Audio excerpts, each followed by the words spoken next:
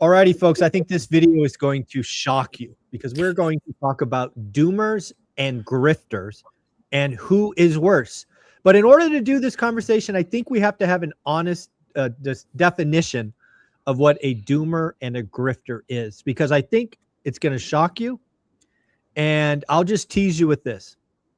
I like doomers a lot more than grifters. I frankly respect doomers more than I respect grifters.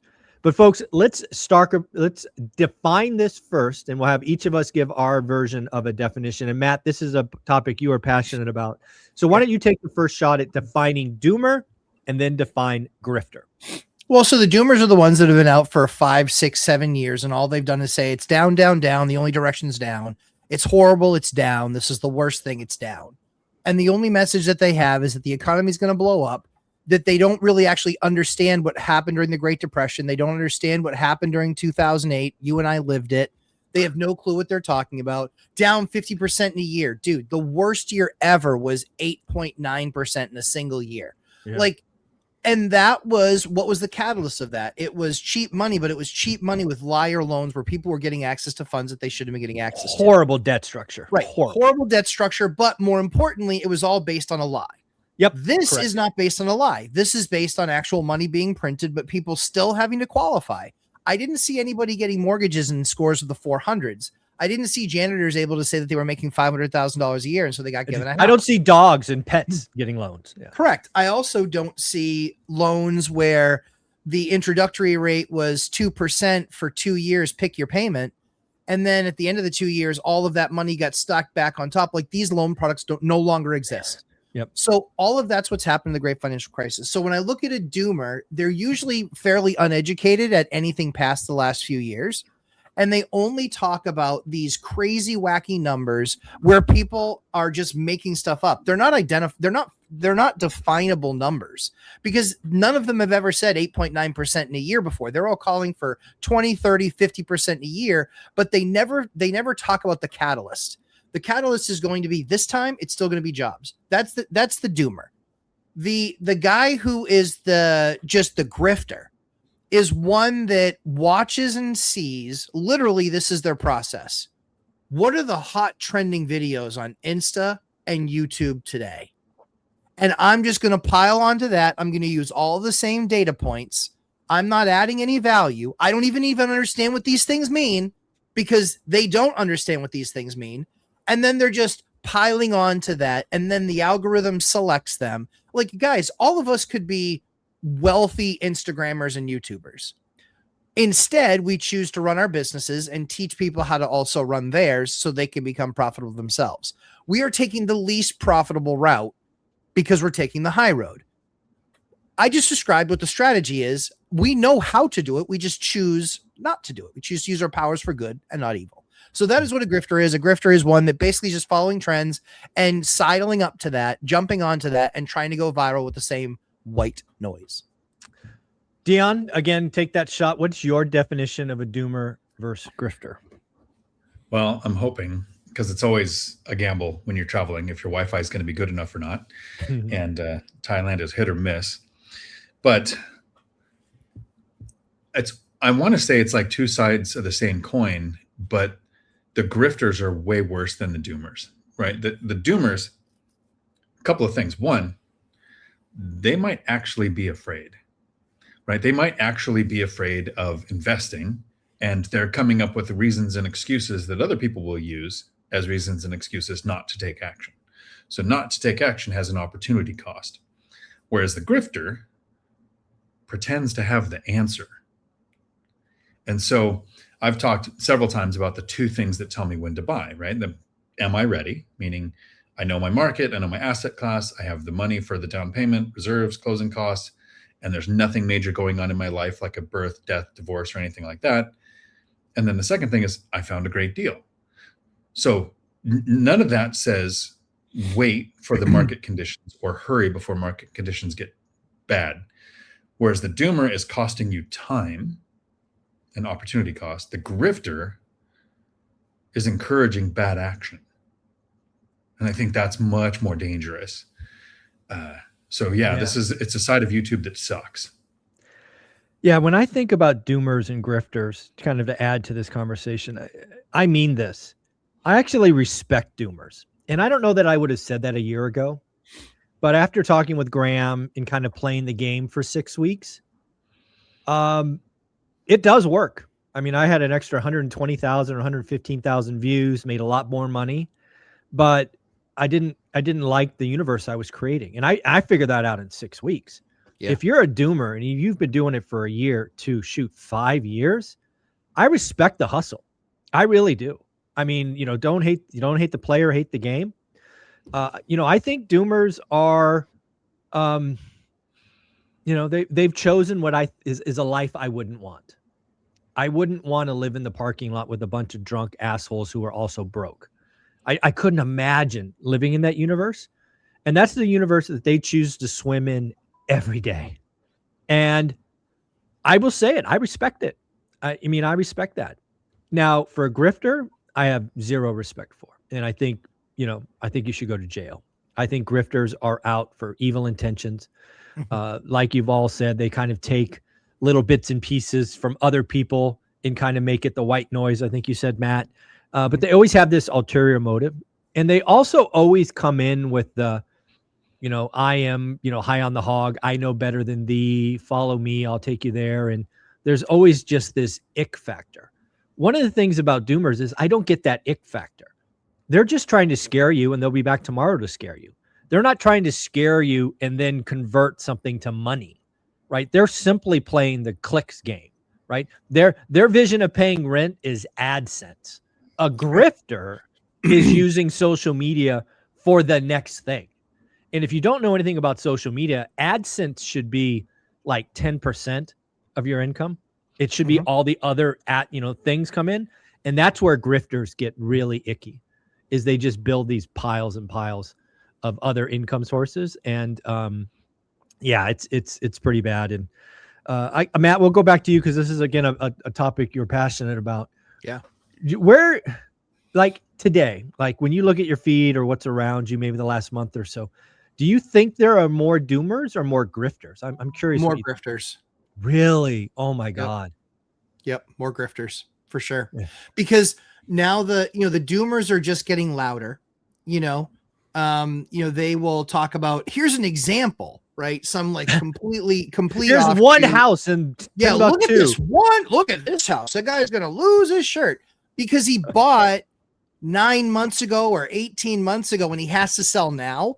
Yeah. Anybody that knows anything knows that you can't buy a property and 12 months later sell it and not lose money.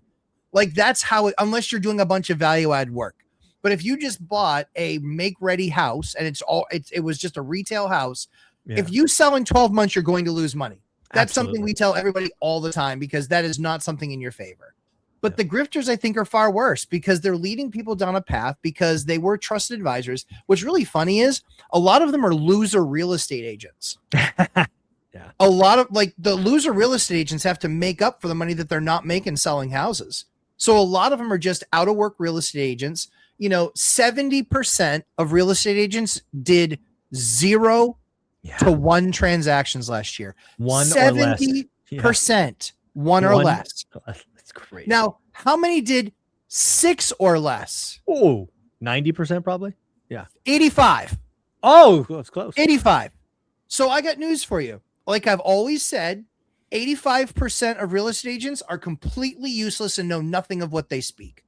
Yeah. And then there's 15% that can kind of, at least generally know. But of that 15%, maybe 10% of them are like actual elite real estate guys, Joe Bograd or Jay Archer, these kind of people, like really, really, really good agents that know markets, know how to work with people, know asset classes, know assets, know pricing. Those guys are the elite ones. It's not the goofballs that are out there where they're like, one guy actually challenged me. He goes, I just looked you up. You haven't sold anything in 5 years. What are you talking about?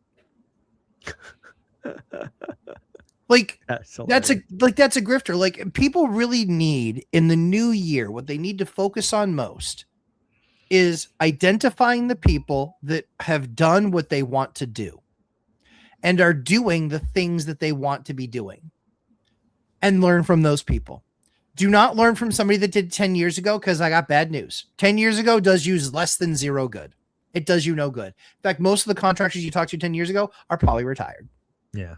So talk to people that are actively doing things, actively managing, having conversations with property managers, understanding the markets. Those are the people that you need to engage with. When you're talking about these other people, I always ask them when they come and criticize me, I'd love to understand, how many buildings do you own? Mm-hmm. When the answer is zero, then shut the mouth. You have zero credibility. You've not walked in my shoes. You don't know. I've bought more houses than they've sold in the last 3 years. Exactly. And that's kind of a thing. So people really need to be careful and understand what they're getting when they're consuming this, consuming social media. How about you, Dean? Are you with Matt? You think there are more grifters than doomers? What say you?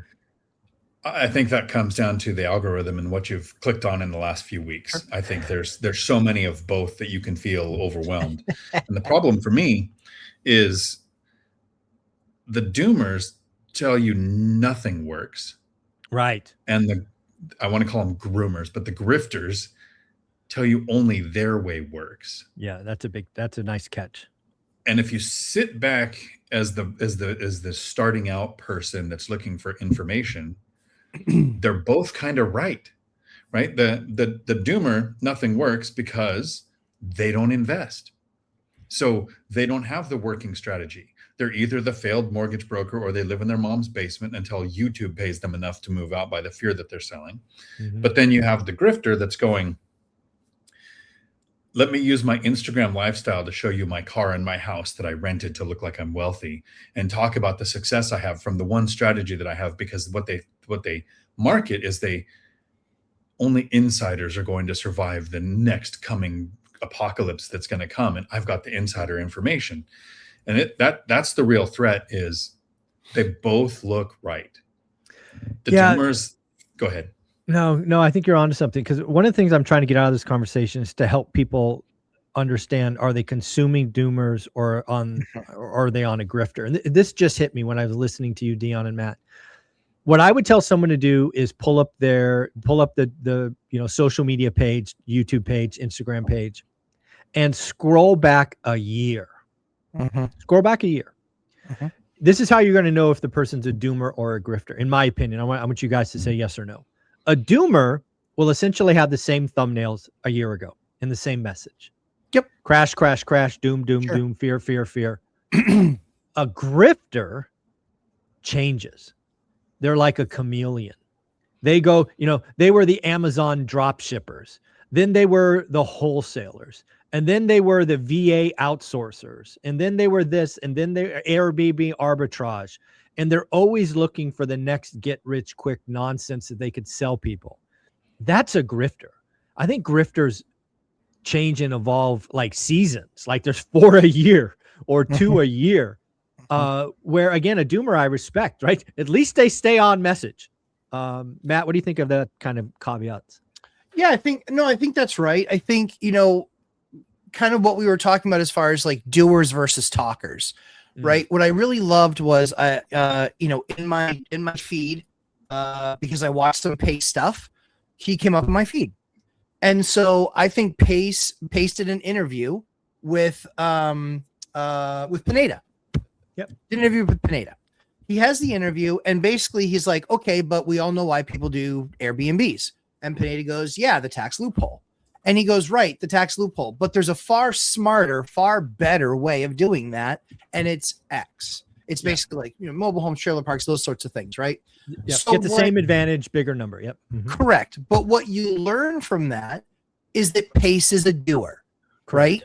What you learn from that is Pace is an operator. He's in there doing the work. He's doing the things. And so operators, when they're operating, they always discover new things that actually make their business run better. And they're saying, hey, if I can do it this way on this level, I can do it this way on this level. So I think it's the same thing is true on the creator side or on the investor side or on the operator side. That's what I like about Pace, is that he's got a massive company, but he's still actively doing deals all the time. He's still actively engaged in his business all the time, understanding those parts and pieces and making the business better, not just going off of someone else's information or old information where you can tell somebody's not really like that operator, if that makes sense.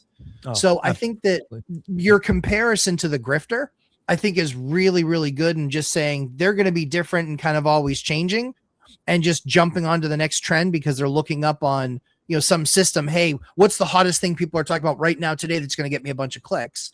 Yeah. As opposed to, like you said, the doomers. Hey, listen, I disagree with them. I know they're wrong based on facts. People still watch them all the time, but we know 3 or 4 channels where it's the same thing for 5 years. Yeah. And one of these days, eventually, they're going to be able to take a victory lap. The funny thing is that even, you know, they're not going to have understood that even when that person sold at $100,000 loss, they actually had a $300,000 gain. Yeah, exactly. You know, exactly. Yeah. So what do you think, Dion? Scroll back a year. Because again, you got to be careful. You know, these devices, I now consider your device as your number one friend.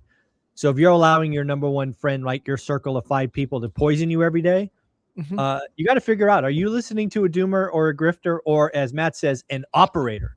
Because you got to be very careful. What do you think? Scroll back a year and see what they were saying? I think it's really brilliant to go back a year and look for consistencies, because what you want to do is be able to identify a doomer, a grifter, and somebody you can learn from. Matt nailed it with, have they done what you want to do? Yeah. Right. That's the person that you should be watching or listening to or following or networking with.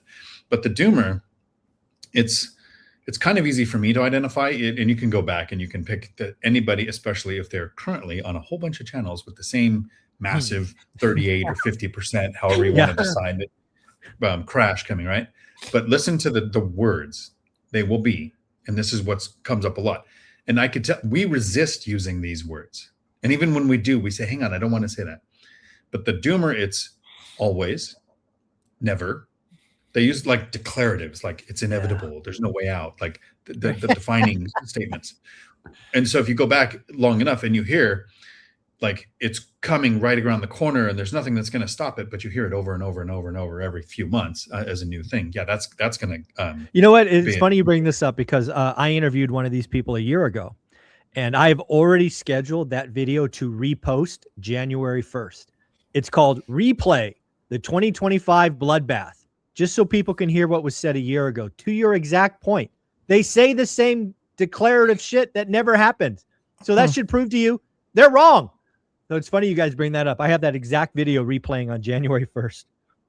I wish that I could scroll back far enough in our chat session, because when you had that person on your channel, I reached out and said, hey, have you noticed that for like almost 2 years now, this has been on repeat with them, but they keep getting on channels? Yeah. That was a fun conversation. But then the grifter, where it's not always declarative, like always and never and inevitable, it's speed. Exactly. You have to act now. That it's impending, and if you don't take action right now, like, so it's very easy to identify the inaction will save you, or only this action will save you, and then avoid both of those. Don't get stuck in. I think, Matt, you've recently done that. You've got the doomer loop going of grifters right now, where your algorithm said, "Oh, we'll keep him on the platform longer if we show him more of these idiots." Saying stupid things with no validation, but they rage bait. Rage bait. Yeah. Right. Yeah, folks, at the end of the day, I'm really, again, these algorithms are really, really good. And I think what we're really starting to understand is they're nothing but rage bait. They feed you stuff that pisses you off, and it causes you to react. When you see people doing dumb shit, hurting people, you're going to respond. When you're a good dude like Matt, Matt's going to always stand up for the little guy, even when the little guy doesn't want him to. And I know that from experience. I'm like, don't even bother. He's like, no, that's what I do for friends. Yeah. And that's just going to give him more of that crap in his feed. Sure. So that's unfortunate. But we were playing a joke on one of our buddies, me and another friend of mine. We were playing a joke on one of our buddies. And so we needed we were like trying to do a bunch of research. And so we're going down this path. And I literally said to him after like 2 or 3 days, I was like, just so you know, my algo is so beyond screwed. Like, I don't know that I'm ever going to get out of this deep hole. And I've seen like 9 million things I never want to see, and I can't unsee. I was like, you're the worst. I know that you did this to me on purpose. And it was really funny because it took literally about a week to get off of that algo, like to get to change the algo and what it was doing. But Yeah, you're exactly right. You're exactly folks. right. At the end of the day, I want to give people a challenge. Now, you may do this on January 1st, but if you watch this, because I don't know when I'm going to post this, I want to challenge you today. Let's clean up your algorithm, and I'm going to give you the steps to do that. Go to the search bar, type in rainbows, and then interact with rainbows. I want you to like 8 to 10 pictures. I want you to comment 3 or 4 times. And then I want you to go back to your search bar and type in puppies. Same thing. I want you to like 10 puppies, and I want you to respond with, 4 or 5 of the videos. Just say cute puppy or, whatever you want to say. Just interact. It doesn't even matter what you have to say. And what you're going to see by the end of the day, you will see rainbows and puppies.